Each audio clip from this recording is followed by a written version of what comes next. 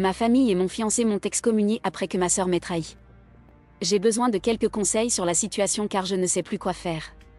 J'avais 21 ans quand mon fiancé m'a demandé de l'épouser. Il était la lumière de ma vie, nous nous connaissions depuis la maternelle et nos familles étaient très proches. Il venait dîner chez nous presque tous les jours et inversement. Il n'a pas de frères et sœurs, mais j'ai 2 grandes sœurs, ce qui est très important car il était également très proche d'elles. Nous avons grandi ensemble, et lorsque nous avons commencé à sortir ensemble, je ne pense pas que nos parents aient cessé de célébrer pendant des semaines.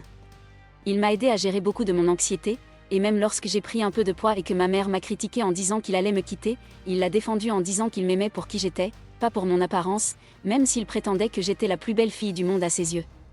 Nous n'étions fiancés que depuis 6 mois avant l'incident.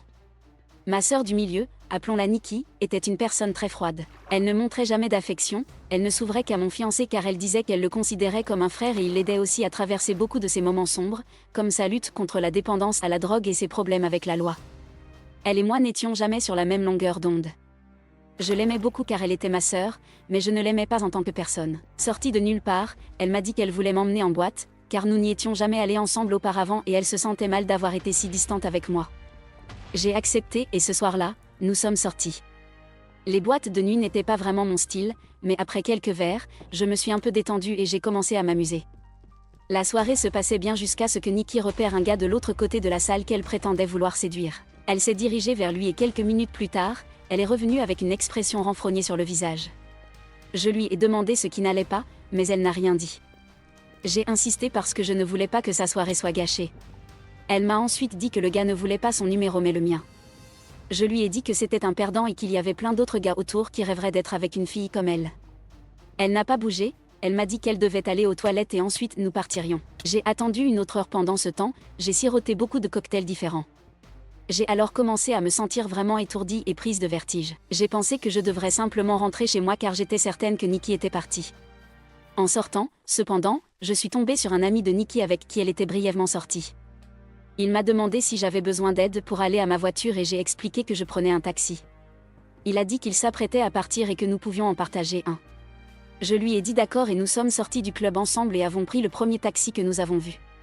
J'ai essayé de trouver mon téléphone dans mon sac à main, mais je me suis sentie de plus en plus étourdie. Je ne me souviens pas de ce qui s'est passé ensuite car j'ai perdu connaissance et le lendemain matin je me suis réveillée sur un canapé dur avec la tête qui me faisait mal. Quand j'ai repris mes esprits, j'ai réalisé que j'étais chez l'ami de Nikki et mon téléphone était posé sur la table en verre devant moi mais il était déchargé. Quand il a remarqué que j'étais réveillée, il m'a proposé des cachets et de l'eau et a expliqué que j'avais perdu connaissance dans le taxi et qu'il ne se souvenait pas de l'adresse de mes parents, alors il m'a simplement ramenée chez lui et m'a allongée sur le canapé. Je lui ai dit que je devais rentrer chez moi car mon fiancé allait s'inquiéter. Il a appelé un taxi et je suis partie. Quand je suis arrivée chez mes parents, ma mère, mon père, Nikki, mon fiancé et ses parents étaient tous dans le salon. Je pensais qu'ils s'inquiétaient pour moi, mais dès que j'ai ouvert la bouche, mon fiancé m'a demandé comment j'avais pu lui faire ça. J'ai essayé d'expliquer que mon téléphone était déchargé, mais il a ensuite commencé à crier que je l'avais trompé. J'étais stupéfaite, pourquoi penserait-il ça ? J'ai essayé d'expliquer les événements de la nuit mais j'étais constamment interrompue. Nikki est alors intervenue et a dit que je mentais et m'a demandé comment j'avais pu être si cruelle envers un homme qui avait été là pour moi dans les bons comme dans les mauvais moments. Elle a continué en disant que je n'avais cessé de flirter avec des inconnus toute la soirée et que lorsqu'elle était allée aux toilettes, elle m'avait vu partir avec son ami. Je lui ai raconté ce qui s'était passé et elle a montré des photos sur son téléphone où, en sortant, sa main était sur mon dos me poussant vers l'extérieur. Oui, la photo avait l'air horrible et j'étais tellement ivre que je n'avais même pas réalisé que sa main était sur mon dos. Mon fiancé était tellement en colère qu'il n'arrêtait pas de crier et sa mère et la mienne pleuraient toutes les deux. J'ai alors demandé à Nikki d'appeler son ami pour qu'il confirme qu'il ne s'était rien passé, mais quand elle l'a appelé, il a raconté une toute autre histoire. Il a dit que je l'avais supplié de me ramener chez lui et que quand il l'a fait, nous avions couché ensemble plusieurs fois. J'ai vu rouge et j'ai commencé à pleurer et crier sur Nikki parce que je savais qu'elle avait tout organisé pour me faire passer pour la méchante. J'ai supplié mon fiancé de me croire mais il s'est contenté de secouer la tête et est parti. Quand tout le monde a été parti, ma mère m'a giflé et m'a dit de partir. Je suis partie et allée chez une amie où je suis restée quelques nuits. Pendant ces nuits, j'ai appelé mon fiancé en pleurant et en le suppliant de me croire qu'il ne s'était rien passé mais cela est tombé dans l'oreille d'un sourd car il n'a jamais répondu à mes appels ni à mes messages. Ma mère m'a envoyé un texto et m'a dit qu'elle me chassait de la maison et qu'elle ne pouvait pas croire que je pouvais faire une telle chose et bien d'autres insultes que je préfère ne pas répéter ici. Elle ne m'a même pas laissé le temps de récupérer mes affaires car elle a tout jeté. J'étais maintenant sans abri et aucun membre de ma famille n'a accepté de m'héberger car ils ont choisi le camp de mon fiancé et de ma mère. J'étais sans abri et célibataire en moins d'une journée et demie, tout mon monde s'était effondré à cause des mensonges de Nikki. Pendant des semaines, j'ai essayé de tout faire pour retrouver mon fiancé et ma famille. La limite pour moi a été à Noël, quand je suis allée chez ma mère pour essayer de me réconcilier. Je dormais de canapé en canapé à ce moment-là. Quand je suis arrivée chez mes parents, j'ai frappé à la porte mais personne n'a répondu. Mon amie m'a ensuite appelée et m'a dit qu'elle venait de voir sur Facebook que ma famille était dans d'autres états pour fêter Noël et qu'ils avaient posté des photos en ligne. Tout le monde était là, mes sœurs, mes parents, mes grands-parents et même mon fiancé et sa famille. Quand j'ai vu les photos, je n'ai pas pu m'arrêter de pleurer car ils semblaient tous si heureux. J'ai pleuré pendant des jours avant de décider de les bloquer tous.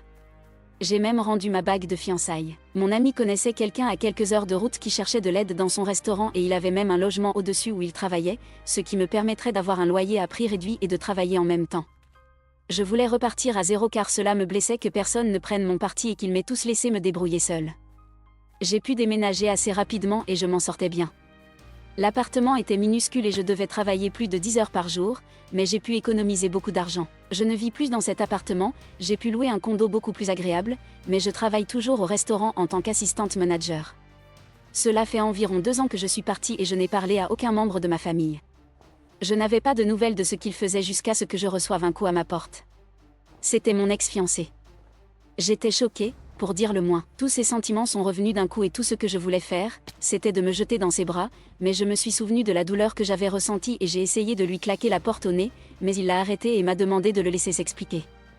Il a dit que Nikki s'était mariée et qu'elle avait avoué qu'elle avait menti à propos de la situation parce qu'elle avait trouvé quelqu'un qu'elle aimait tellement et avait réalisé quelle chose horrible elle avait faite. Je lui ai demandé comment il m'avait trouvé et il a dit que mon ami lui avait dit. Toute ma famille avait essayé de me contacter et voulait me voir. Je lui ai dit que j'avais besoin de temps pour voir si je voulais qu'il fasse partie de ma vie. Il est parti et depuis, je suis dans tous mes états. Je ne sais pas quoi faire. Je sais que je ne pardonnerai jamais Nikki, elle pourrait aller en enfer pour ce que j'en ai à faire, mais c'est difficile parce que ma famille et mon fiancé ne savaient pas qu'elle mentait, mais je sens aussi qu'ils m'ont abandonné trop rapidement sans me laisser expliquer mon côté. Je ne sais pas si je dois leur pardonner. Tout conseil serait très utile. Ma famille et mon fiancé m'ont excommunié après que ma sœur m'ait saboté, partie 2. La dernière fois que je vous ai parlé, mon fiancé venait de me rendre visite après 2 ans en disant que ma famille voulait renouer le contact après que ma sœur m'ait saboté pour me faire passer pour une infidèle.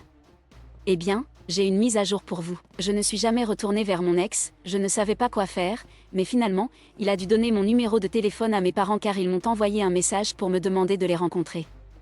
Je n'ai jamais répondu et je prévoyais d'organiser une réunion par Zoom, mais je n'en ai pas eu besoin car ils sont aussi venus frapper à ma porte, enfin, mon père l'a fait.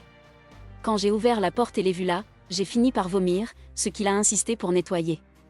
Quand il a fini, nous nous sommes assis et j'ai fondu en larmes. Mes émotions étaient partout et mon père porte la même eau de Cologne depuis longtemps, donc quand je l'ai senti, cela m'a rappelé tous ses souvenirs. Il a essayé de me prendre dans ses bras mais je l'ai repoussé et je lui ai demandé ce qu'il faisait ici. Il a expliqué que lui et ma mère divorçaient. Il a dit qu'il avait supplié ma mère de me contacter dès que je suis partie, mais elle a refusé en disant que je faisais ma bébé et que si je voulais les quitter après avoir fait quelque chose d'aussi horrible, alors je devais me débrouiller seule à partir de là. Je lui ai demandé combien de temps il leur avait fallu pour remarquer que j'étais partie. Il a dit qu'ils étaient rentrés chez eux après le réveillon du Nouvel An et qu'ils prévoyaient de m'inviter à discuter, c'est alors qu'ils ont contacté mon amie et elle leur a dit que j'étais partie et qu'elle ne savait pas où j'étais. Je lui ai demandé pourquoi il n'avait pas écouté ma version des faits et pourquoi il m'avait si facilement mise de côté. Il s'est mis à pleurer. Il a dit qu'il n'avait jamais voulu que les choses dégénèrent autant et qu'il souhaite plus que tout pouvoir revenir en arrière. J'ai dit que quand ils ont découvert que Nikki se droguait et avait quitté le lycée, ils ne l'avaient pas mise de côté. Au lieu de cela, nous sommes tous partis en vacances pour qu'elle puisse se concentrer sur autre chose que la drogue et pendant ce voyage, elle est devenue accro à l'alcool et à chaque fois ils l'ont défendue encore et encore. Il a dit qu'il n'avait aucune idée que ma mère allait me chasser. Il pensait que ce serait pour quelques jours, mais ensuite ils ont décidé à la dernière minute de passer Noël hors de l'État. Ma mère lui avait apparemment promis que je pourrais revenir à la maison après leur retour. J'ai dit qu'elle avait jeté toutes mes affaires, mais il a dit que tout était encore là et qu'elle avait menti à ce sujet. Je lui ai demandé ce qui était arrivé à Nikki et il a dit qu'elle était morte pour lui, qu'il ne voulait rien avoir à faire avec elle, mais ma mère pleurait et lui demandait de pardonner à Nikki car elle n'allait pas bien et ils avaient déjà perdu une fille, ils ne pouvaient pas en perdre une deuxième. Il a bloqué ma mère et Nikki et a été sur le dos de mon ex pour me retrouver. Mon ex a cédé et quand mon père a dit qu'il avait bloqué ma mère et Nikki, il lui a dit où je vivais. J'ai demandé qu'il ne revienne pas sauf si je lui donnais la permission et il a accepté. Il a demandé ce qui allait se passer maintenant et j'ai dit que je ne savais vraiment pas et qu'il m'avait vraiment blessé. Je lui ai ensuite détaillé combien il m'avait blessé et ce que cela m'avait fait de les voir si heureux sans moi et combien cela avait été difficile.